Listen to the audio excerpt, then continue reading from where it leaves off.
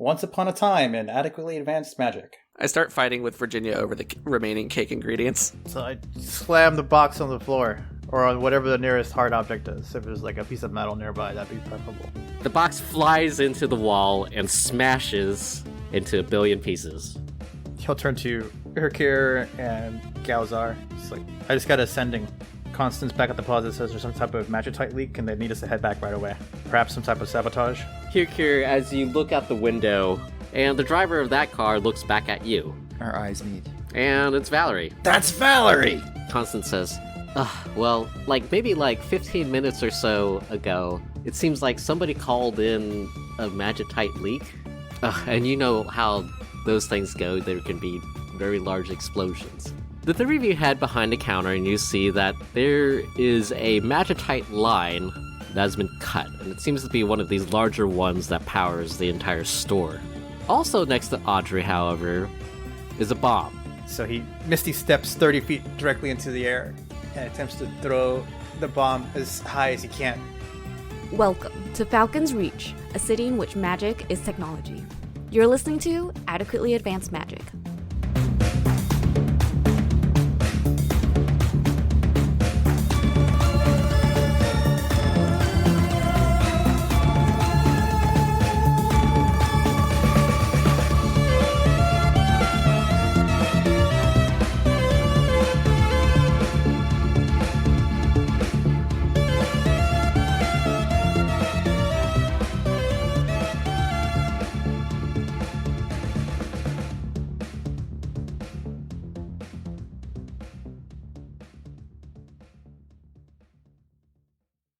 Serious, you suffer from a common affliction known as a flashback. Is it contagious? Considering we did one 3 episodes ago, maybe. Oh no, everybody's getting them. You find yourself entering a dingy alleyway, coming in from a very bustling street filled with pedestrians. It's evening now, and ahead of you you see a flickering illusion magitech that says clinic.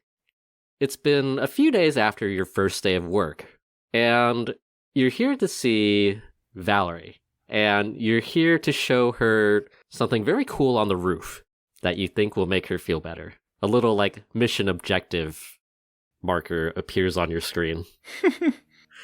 Is there an arrow at the top of my HUD pointing me towards the clinic?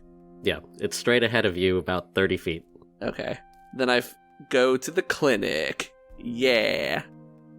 You head inside the clinic, and as you open the door, you see that there's a pretty small waiting room and a front desk manned by a half-elf nurse. Along the walls are all these advertisements for various healing magitech, and also just those weird diagrams of humanoid bodies that they like to keep around. Ew. Ooh. One of them is do you have asthma? It's a picture of a nose. Cirrus would go to the front desk and patiently wait her turn to be seen. Yeah, there's no one in here now, actually. Because it's evening, it's pretty quiet. Cirrus goes to the front of where the queue would be and waits to be called to the receptionist desk, even though there's nobody else in line. The front desk worker sees you standing around awkwardly, and he says, "Can I help you, ma'am?" Oh, thank you so much, sir. Hi, I'm here to see my colleague and best friend, Valerie Wolf. Sorry, visiting hours are over. You'll have to come back tomorrow. Oh, please, sir. She's my only friend, and she's been injured, and it would just make me the happiest officer that I could be if you would just let me see her. Go ahead and do a persuasion check. Pretty persuasive, if I do say so myself. I rolled a 19. The half-elf nurse is a little bit unsure, but seeing how, as your police officer, he's yeah, I guess we can, maybe if you make it quick, 30 minutes or something. Who are you here to visit? Her name is Valerie Wolf? Yeah, let me just take a look here. Looks like she's on the 3rd floor. Oh, okay, great. I will head up there now. Is it just that way behind you? Yeah, he points to a door behind him, off to the side. Okay, thank you so much. You're doing your community proud. And I walk. He hits a button and the door opens. Wow, magic is technology. And I continue. I continue to thank him graciously and then go through the door. Yep. You head up a flight of rather narrow stairs, and eventually you reach the 3rd floor. The stairwell itself is somewhat grimy, and once you get to the door, it's even more atrocious. You see a couple of stains around the door of questionable origin. I make a mental note to not ever come back to this clinic. Joke's on you, though. This is the only employer-provided clinic. It's the only thing our insurance will or the only place they'll accept our insurance. Yeah. I take a handkerchief out of my pocket and I use that to open the door. Yeah, as you open the door, you see that there's at least 6 beds in this room with various patients throughout. In the back, with the curtain drawn, you see the faint figure of Valerie. She seems to be sitting up with her knees pulled up around her. Joey, is this my first time visiting her in the clinic? Probably not. Okay. I slowly walk over and I get outside her curtain and I say, "Guess who's back, work bestie?" Go ahead and do an intimidation check. Sure, I rolled a 19. Everybody in the clinic screams. They all hit the nurse call button. Yeah, the 5 other patients in the room sort of hear this and see a heavily armed police officer say this as she walks in, and everybody is mostly just like, what the fuck? Come out, wherever you are. Valerie, having gotten accustomed to your creepy ass greetings, is accustomed to it. She sort of slowly pulls back the curtain and you see that she's hugging her knees sitting in bed. She has bandages wrapped around her neck and she looks like she's sort of weak right now and just sort of sad. You see nearby that there's a wheelchair. Is there a normal chair next to her bedside? Yeah. Okay. I sit down and I ask her, "How are you holding up, Officer Wolf?" It appears that she can't speak right now and she just gives you a wave. A bit of a slow wave. I understand. I know it's been a rough time for you. And I very gently pat her on the back and I say, "You don't need to talk. Don't worry. I just wanted to say hi after the end of my shift. I've been thinking about you. Everyone at the office is asking about you. They can't wait for you to come back. And anyway, there's something cool on the roof that I wanted to show you." Get off your sick bed. Come with me to the roof. Everybody in the room is pretty certain that Valerie's about to get murdered. It's super cool. Is there candy up there? I promise it's all above board. All of the rest of the patients sort of flip around and try to pretend like they're asleep. What do you say, Valerie? I just wanted to come by and cheer you up, and I think this is really gonna cheer you up. She gives like another slow wave. It's a slow wave that is like, fine, just do whatever you want. I enthusiastically bring her wheelchair over for her to get in it. It takes her a hot minute to get into the wheelchair, but she eventually does. To the roof! You push Valerie along through the room and back to the stairs, and then you suddenly realize that this place is not ADA accessible. Okay, Valerie, I'm going to just fireman carry you up the stairs. I hope you're okay with that. And then I just hoist her over my shoulder. Do a strength check. Okay. Do you bring the chair with you? Yes. That's a 7. It's not great. This was not the vibe that I was going with this, but you bonk her head against the side of the stairwell a couple of times. Oh my gosh, I'm so sorry. I didn't... She's concussed now. She dies. Alternate timeline. Sorry, this is the first time I've ever fireman carried somebody. Next time I'll do so much better. She looks at you with annoyance. But you eventually reach the top of the stairs and the rooftop access. Okay, Valerie, before we go out there, I just want to say, this has been eating at me all day. And really since, the thing that happened, I just wanted to say thank you. You were there for me on my first day, and honestly, if it wasn't for you, I probably would have died during that attack the other day. So I wanted to let you know that I have your back too. And I open the door. Yeah, the door just opens. Yeah. Oh, come on. How come we never see these kind of doors in our adventures?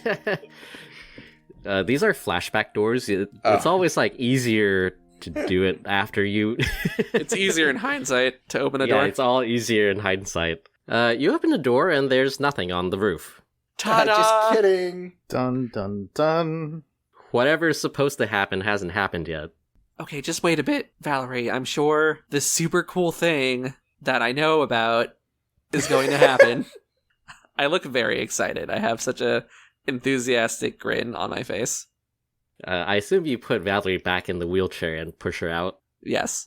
As you do so, in the distance, fireworks start exploding in the night sky. Aww. It's beautiful. Turns out it's a holiday today. And in the sky, there's just a multitude of magical fireworks going off. Some of them make the normal explodey shape, while others make little, cute, creatures, and turns out there's actually a lot of advertisements there, too. What? Does, one of them say, Yeah, a couple of them are buy your sleep Magitech now, as they sort of gently blow away in the wind. The two of you look on, up in the night sky. in the break between fireworks, I say, I never really had any friends growing up.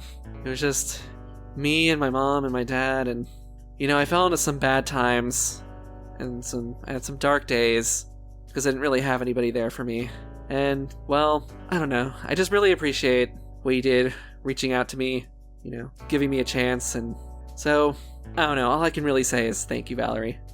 I've never really told anybody this, but, one day my family, we were attacked, and I didn't have anybody around to tell me what was right, what was wrong. I didn't have a friend, and, I tried to set things right and take my own justice, and, man, if my father hadn't stopped me, it would have been, well, let's just say it wouldn't have been any justice at all. And I'm just glad that I have somebody like you in my life to really be there for me, and I just hope I can do the same for you. Alright, do a perception check. That is a 19. Yeah, out of the corner of your eye, you see that Valerie's eyes are shiny with tears. To protect her pride, Cirrus pretends not to notice. Not Cirrus's pride, Valerie's pride. Because I know she's a proud warrior for the city. Yeah, and her hand grips the side of the wheelchair a little bit harder. The camera pans up and zooms in on one of these exploding fireworks. And it says, visit your local Souls Mart. And there's a slow smash cut of the exploding firework into the explosion of the delayed fireball. That cinematography. Nice. I like that. That is currently about 30 feet above you, Niclaus, and you're about 30 feet up in the air, so it's about 60 feet up. It explodes. The bomb explodes in the air, just out of range of view. From here, you don't suffer any particular injuries, but you can feel the heat of the fireball. Some of your eyebrows are lightly singed. And the explosion reverberates throughout the plaza. Meanwhile, in the Souls Mart, where Sirius, Hirkir, and Audrey are located, the resultant shockwave blows out a couple of the windows, and you guys are covered in shattered glass. Oh, man. Niclaus, you're about 30 feet up in the air. I fall. Alright, go ahead and take... I could use another spell slot to Misty Step again, but that seems like a waste. Unless the fall kills you. I mean, it's 30 feet. 5d6. Yeah, so it's 30 feet, 1d6 for every 10 feet. Oh, okay. So 3d6. you land on the floor and you take 6, 5, 3, 14. 14. It's not bad. You got that boost to your max. I do. There's a moment of silence where everybody's just mop. Niclaus is prone on the floor with, smoke coming up from his clothes. What do you guys do? Niclaus starts off by groaning. Sirius runs over to Niclaus and says, Serious concerned. Is Niclaus okay? I'm fine. It just got blown up by a fireball and fell out of the sky, you know? Okay, Niclaus fine. Alright, I'm looking for potential perps, targets, suspicious figures. Can you take a look around the Souls Mart, which is where you, Audrey, and Sirius were taking cover? There's a bunch of broken glass strewn throughout, and there's the Magitech line that was reportedly broken and fixed by Audrey. Or fixed by Audrey. Broken and then fixed by Audrey. Reportedly. So she says. Audrey was the big bad all along. Is there anything specific you want to look at? Well, I'm looking for, if we know a Falcoco person suspicious, I'm looking for that. Well, everybody was behind a police line, and you guys Okay. just sort of ran on ahead. So there's nobody around here. Okay. Yeah. Okay, but I'm just seeing if the bomb shook anyone loose, as it were. Like if someone is running away or something like Yeah, that? yeah. Okay. You pick your head outside the Souls Mart and take a look back out towards where the firefighter set up a cordon. Mm-hmm. And go ahead and do a perception check. 21. The crowd outside has also witnessed the explosion, and about half of them are still taking cover, and the firefighters are sort of in a state of disarray.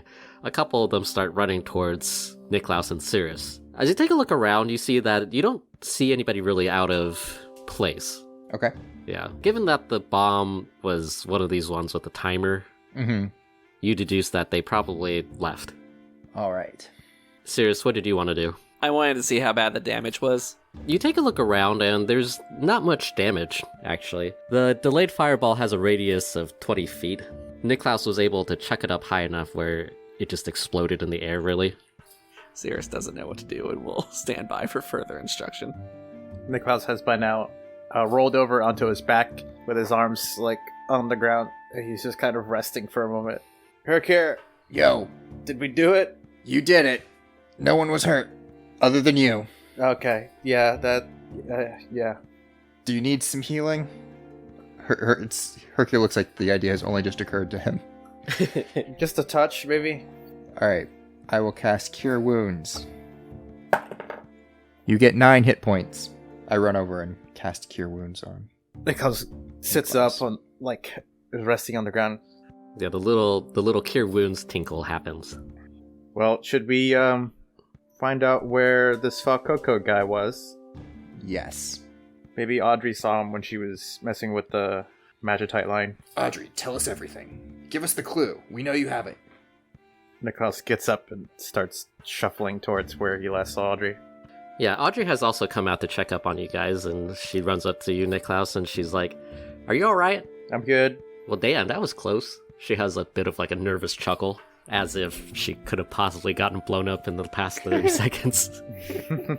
The firefighters also run up to you guys, and they're very insistent on giving you guys a checkup. I'm fine. Yeah, one of them comes up to you here, Kieran, and is like, "Do you require medical assistance?" I'm fine. Do you require medical assistance? No, I'm fine. All Do right, you then. require medical assistance? This goes on for 5 minutes. The fire department folks move to shuffle you guys out. The guy who asked you if you needed medical assistance tells you that they're going to do a sweep of the place and make sure there's nothing else wrong. Okay. Audrey explains to the fire department people that she managed to fix the line, and upon a rudimentary inspection, that appears to be true. The fire department people shuffle you guys out back towards the crowd. I let them shuffle me out and then start edging back in as soon as they leave to do their sweep. The thing is, as you guys are pushed towards the crowd, a couple of the residents come up to you, and Gobzu comes up to you guys. He's reappeared again, and he's like, "Oh, hey guys, what happened in there? Are you guys okay?" Sirius never been better. Thanks for asking, Gobzu. And I give him a big hug. He goes, "Eh." Goblin squeak. Yay. Yeah, she's still recovering from an intelligent sapping trap, but I think we're all okay otherwise. Sirius finally free of complex thought. Would you say you're blissful? Cirrus would if Cirrus knew that word. Gobsu looks on jealously at the emancipation from modern-day troubles. Why am I cursed with this big brain? Why am I cursed with average intelligence? With average intelligence. Animal intelligence. Even that is enough to understand the horrors of this modern world. Now you know why Tiger's so grumpy all the time. It's fair. It's fair. What are you guys looking for? Information. I don't remember who told us about the Falcoco suspicious dude. I think it was Vincent. That's right. Or Vince. Cirrus is tired, but Cirrus thinks we should maybe talk to Vince? Yeah, we should probably check with everyone. I look around for Vents. Yeah, he's just over there. Hasn't moved. Let's go talk to Vents. And I head over towards Vents. As the three of you head towards Vince, you see that he's quite happy to see you guys. Except that his, external expression is extremely muted. You can... But we can tell. His eyebrow you is can arched tell. slightly. Yeah. We're like, whoa. As you guys show up in front of him, he's like, oh, you guys made it out. We did, thanks to Niclaus and Audrey. Good job. Can you tell us more about this suspicious guy you saw? Person? Well, I only really know what I told you before. Okay. And Ned and I usually check the lines, so there's no real reason for any of these Falcoco people to show up. But this isn't a completely unfamiliar tactic. Oh? Yeah. Corporations often blow up magic lines? No, I mean, it's probably more likely somebody was just wearing a Falcoco uniform. Ah, okay. The weird thing is, some of the people around here got wind of the bomb threat before the fire department arrived. That is weird. Who first discovered the bomb? Or was it not until the fire department arrived? Also, and who are these people? People in the plaza? Yeah, some of the residents got some anonymous calls. Cirrus very confused. At this point, the fire department people come back and they give you guys all a thumbs up. Hooray! You wonder if they ever even actually checked anything. I return the thumbs up. Maybe we should do our own check. The one firefighter comes over and he's like, you guys are all good. Call us if you need anything. No, you're all good. Thanks. They get rid of the cordon and they drive off. Alright, Vince, maybe we should make sure everyone double checks, for any issues in their own apartments. Yeah, we'll go take a look. And we'll there's a little bit of a mini time skip where I assume you guys help look around. Yeah, for sure. Yeah.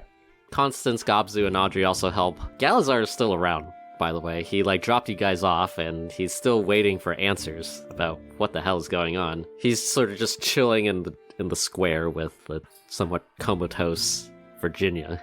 Oh, because she's still also affected by the thing, right? Yeah. Is Rourke around here? Yeah, Rourke is still around. Oh, I go over to Rourke and I say, hello, new friend Rourke. How are you? Rourke replies, oh, I'm good. I get very close to him and in his ear. I'm like, Rourke, do you know who did this? You could tell me. No. Okay. It does seem like something Valerie would pull off. Valerie. The next few hours go by pretty fast as you join Vince and Annette and also Constance, Audrey, and Gobzu, and also Tiger and Alistair. Wow, the whole gang's here. Yeah, the whole gang just combs through the plaza looking for any leaks or anything weird. How about you guys do a perception check? Can I investigate? What are you investigating? I'm looking for things that are outside of the norm. I got a 19 perception. This is such a vague. Yeah, that's For still my- a perception check. No. For my weeks there, I have built a pattern of things that would have normally occurred in certain places, and I'm looking for a break in the pattern. So that's different from just looking at things. I'm comparing to a pattern. That's investigating. Yeah. I take out my oversized magnifying glass and start just looking at the ground as I walk. Standard issue magnifying glass. I'm trying to deduce and discern, what could be different or out of the ordinary. What did you roll? Okay. Okay, it was a 10 plus either a 0 for perception or a 6 for investigation. I got a 7, which makes sense based on the current intelligence status that I have. Hirkir, you take a look around sort of generally as you go through the various rooms and shops and miscellaneous apartments. As you swing through one of these alleyways, you notice that there's a trash can ajar, and you take a look inside. And inside is a very... I'm attacked by a mimic. No? yeah, go ahead and roll for initiative. Oh god. One day's not going to be, like, dead serious about it, like, yes. Because you said it, it is now true. Collaborative storytelling, this is how it is now. You did this to yourself. And suddenly there was a trash can full of gold. The little gold pieces are mimics. They attack. Oh no, there's thousands of them. When I said I would have died a pile of gold, this is not what I meant. My greed has gotten the best of me. Inside the dumpster, you see there's a discarded set of Falcoco clothing. Is there anything else in there? Just... And trash. And trash, okay. Yep. I will extract the Falcoco clothing carefully. Yeah. It's pretty much intact. It comes with a cap and a jumpsuit. Okay. Is there any other clues, information? How about you do an investigate check to take a look at to see if you I can don't know. glean anything from the suit. 16. Yeah, so first off, whoever was wearing the suit, if it was fitted perfectly, is relatively small. That'll be a question for Vince. Is there any other... I was hoping for like a smells like lilac. Is there a, Wait, a what name did you tag roll? or anything? What did you roll again? 16 for the investigate. I'm like checking the pockets. Inside one of the pockets here, you find a small bit of what appears to be uneaten cheesecake. Bomb, bomb, bomb. Who do I know that likes cheesecake? Guys? Maybe Wait. someone who had a whole closet full of it. Are you saying there's just loose cheesecake in somebody's pocket? Yes. Okay. I feel like we're playing a game of Guess Who. Yeah, I just don't know who it could be. I have no idea who could it possibly be. We'll never know. All right, I will take the coveralls and piece of cheesecake, and You get really hungry all of a sudden. I'm not eating that cheesecake. Nope. Are Eat you the evidence. Are you Eat the going- evidence. Are you going to finish that? And I assume someone else is not too far away, so I will go toward them.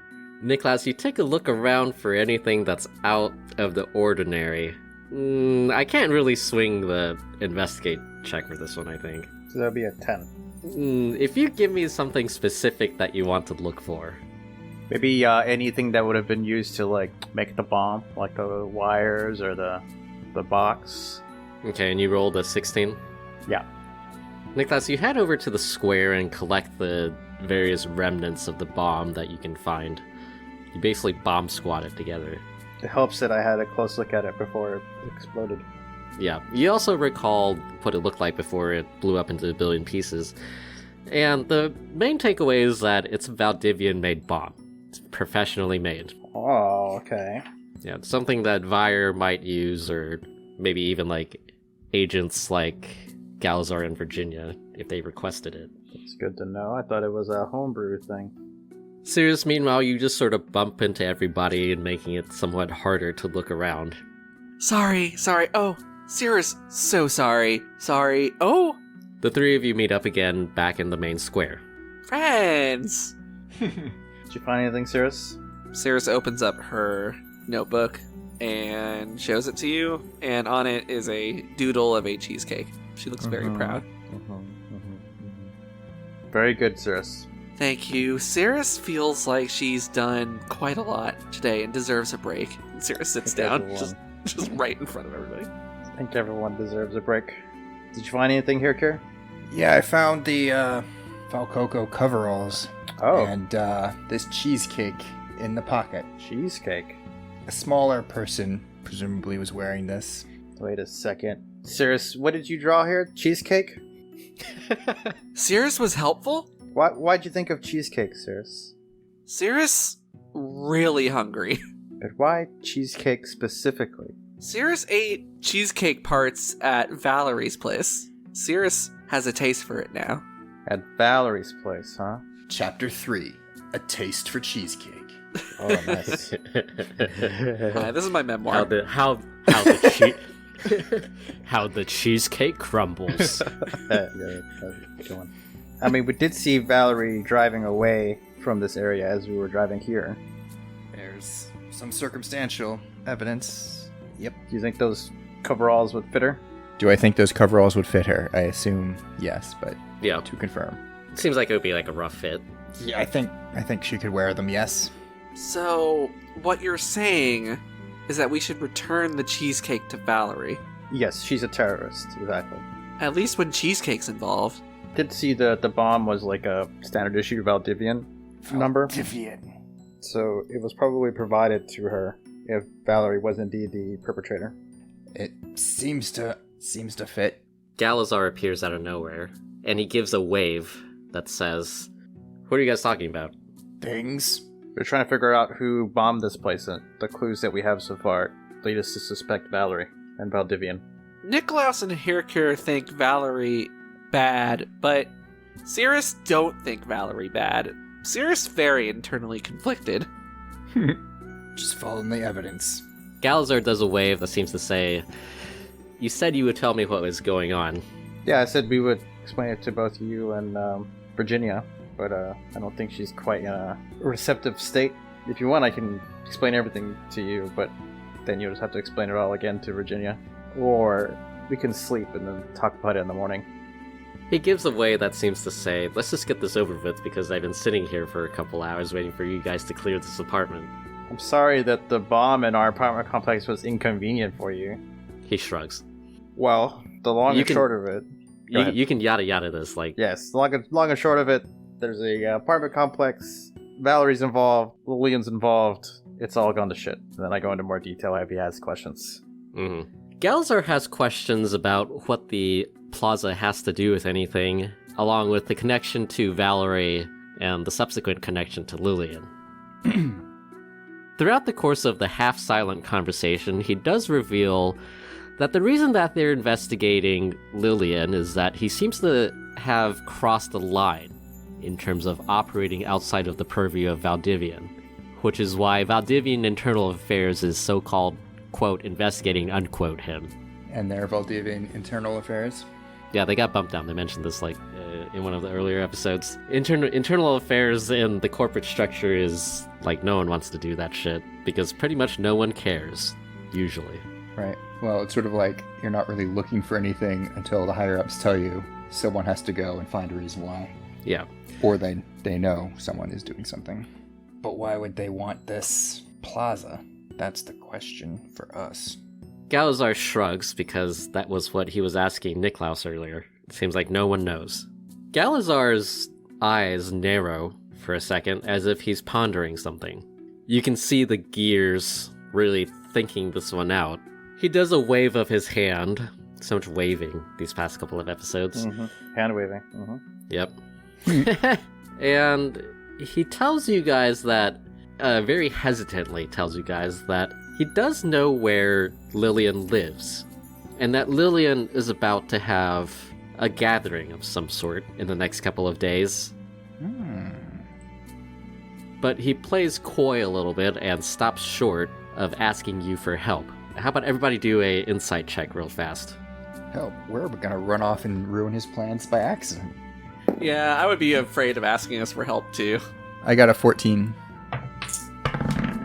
Got a 17. 13. Only Niclaus gets it, and partly because he used to work at the company. Given that Virginia and Galazar are now internal affairs, the chances of them making, it's extremely likely that they would really like to investigate Lillian's household to figure out what's going on.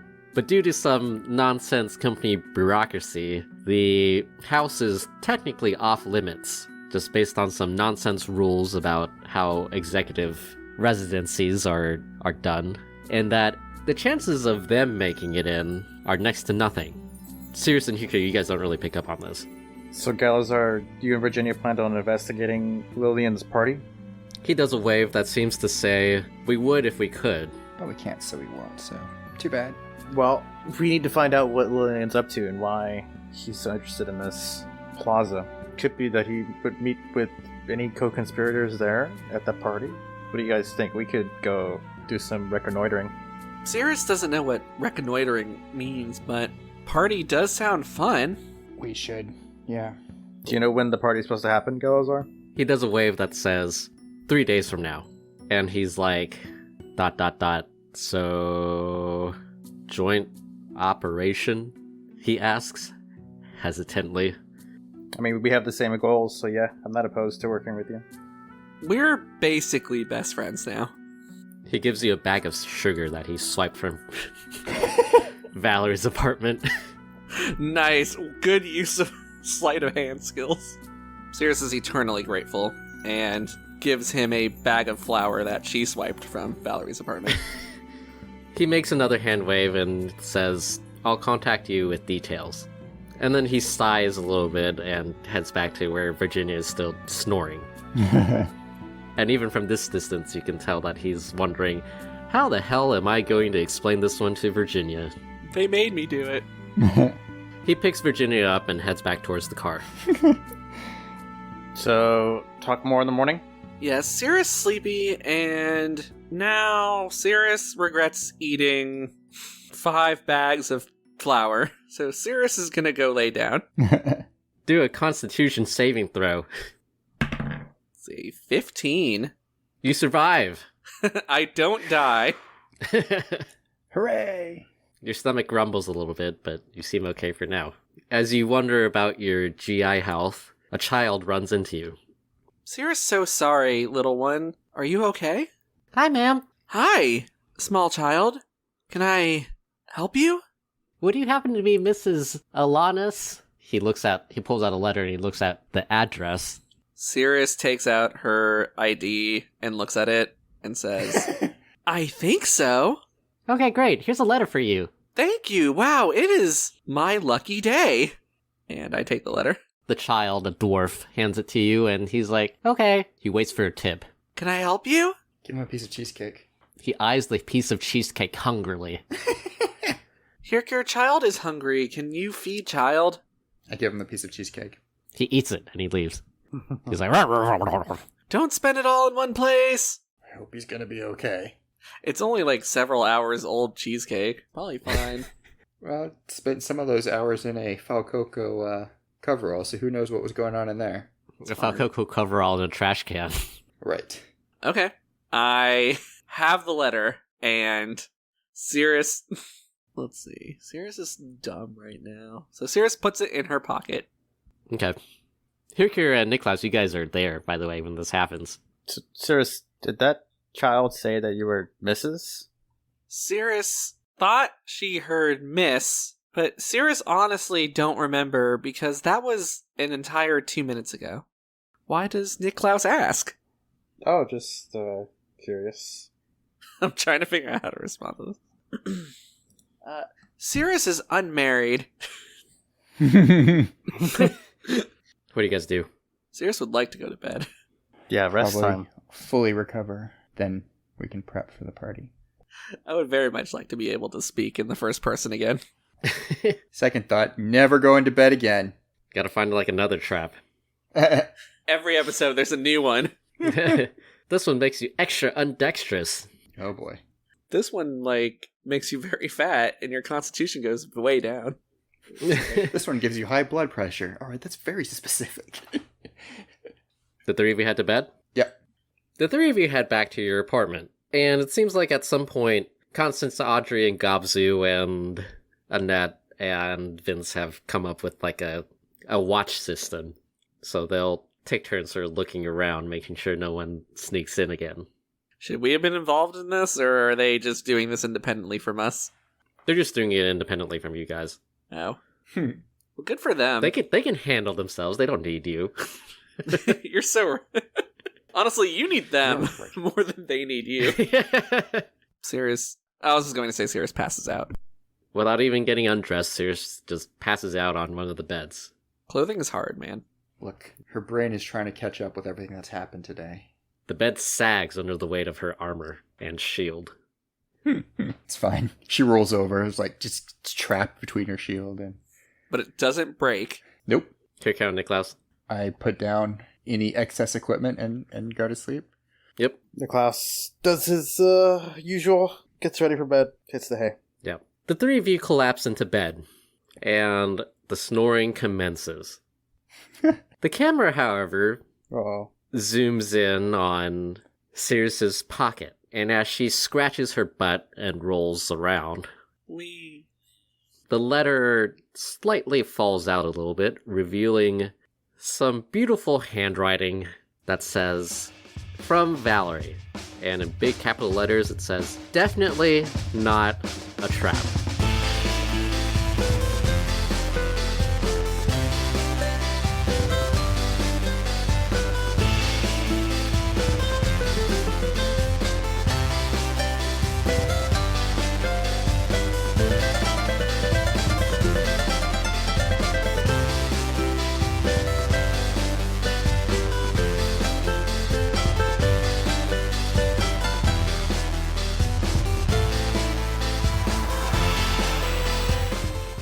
Hey everyone, this is Joey, your definitely adequate dungeon master.